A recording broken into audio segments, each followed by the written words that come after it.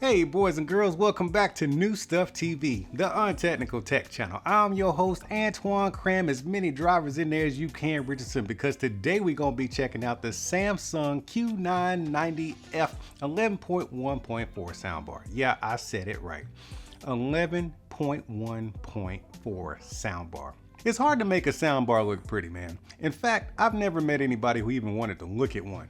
They're really supposed to be heard and not seen. But if you gotta look at one, you might as well look at something nice like this Samsung Q990F. Samsung did a good job with the metallic ridges and angles to give it a more modern and classy look. For those of you who like to wall mount your TVs, you can continue that nice sleek look because they included some wall mount brackets with it. The surround speakers carry on the same aesthetic, meaning that they have that angular design, but you won't help but notice that there's 3 grills on 3 sides of these speakers.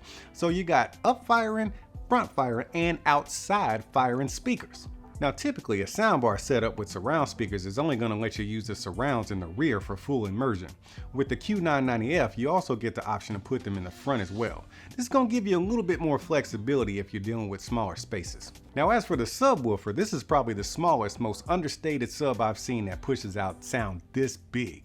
That monstrous rumble is probably going to be due to these dual 8-inch subs in the single enclosure. Man, that's crazy. When I first saw it at Q Labs back in, I think March, I was pretty impressed by that. I thought it was going to be a passive radiator, but they went ahead and threw in an extra 8-inch sub. That's nuts. Now let's get into the inputs and features. They're giving us 3 HDMI inputs, and that's going to include 1 eARC. They're giving you 1 optical input, and you can connect via Wi-Fi and Bluetooth. That means you can go full wireless with this thing.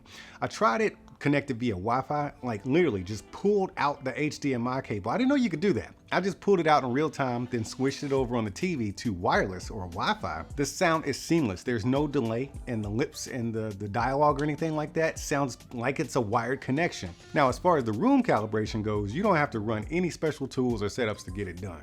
The SpaceFit Sound Pro Plus just does it automatically using the built-in mics in the soundbar itself.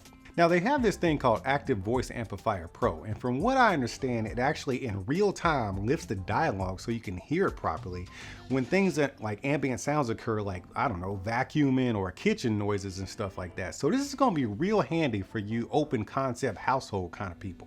It also has adaptive sound, which recognizes the content and optimizes the sound for it. And this is going to include the 3D sound for gaming as well. Now let's talk about this Q-Symphony stuff. This is Samsung's thing. This is their way of combining the TV speakers with the soundbar itself to give you perfect dialogue sync with the actors themselves. So if you're watching something on TV, not only do you get the soundbar blasting all that good dialogue at you, but you also have the TV acting in unison to make it seem like the dialogue is coming from the actor's lips itself, like from the TV. You know what I'm saying? Now it's time to get to the nitty gritty, the content I watched. I did watch regular TV, like shows and stuff like that, and everything sounded nice and full and clean, like you would expect it to with a premium soundbar. But we need to talk about Sinners. If you have not seen that movie, just watch it. Dude, it's on Max. Get Max for the month if you don't have it already and watch the movie. But one of my favorite scenes is the juke joint scene where Sammy starts playing that guitar. Whew, okay, that's like a 5D scene. You got so much activity and sounds coming from literally everywhere. And this soundbar does a good job of handling all of that that's going on. You got your Atmos experience, you got your left and right, you got your center, you got your back, left and right, you got that subwoofer woofing. I felt the floor vibrating from the bass, right? But it's not necessarily an easy speaker to localize. Yes, I know exactly where I put it, but I can still feel like the omnidirectional bass that was coming from that subwoofer, that dual 8-inch subwoofer. But the handling of the sound and the positioning of the sound is what really got me. That's one of my favorite scenes, so you can't be messing that up. The Q990F did a fantastic job of positioning everything. Man, the drums, the guitar, like the DJ, oh man, that West Coast, oh man, dude, if you have not seen that movie, you have to see that movie. And when you get to that scene, you better have a solid sound system. If you don't have this soundbar, you better have a solid sound system or you will not experience that the way it's supposed to be experienced. And the Q990F did a fantastic job. I cannot stress that enough. I was just hoping that it wouldn't mess up my scene, and it did not. But this takes me to the low volume performance, which is insane. Okay, so it goes from 1 to 100. That's insane by itself, right? And a lot of people think, okay, whatever. But seriously, between like, I don't know, 5 and 8, you're actually doing fine. Like for my hearing, I think it's fine at that level, 5 to 8. And once you start getting up to like 12 and 15, that's encroaching on a little bit too much, because you are getting full sound at like levels 5 to 8. And I've never actually turned this thing up past 25, because that's just a little bit too much. Like it starts to like scare me a little bit.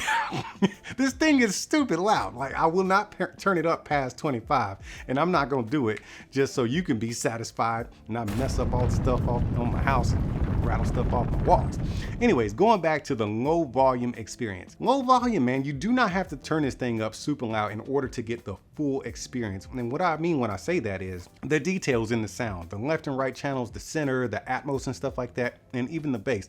A lot of systems, you do have to crank them up just a little bit just to get all of the layers of sound out of your sound bar or sound system. No, not with this one, man. I was actually very impressed with that. In fact, that is the most impressive aspect of this sound bar that I've discovered so far. Nobody spends this kind of money on something unless they want the real deal.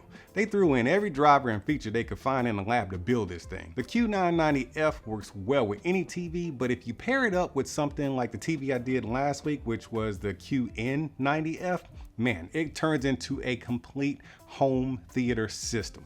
Now I'm gonna go watch Sinners again for like the 5th time, so that means y'all gotta get up out of here. But until I see y'all again, keep being good to each other, and I'll see you when I see you.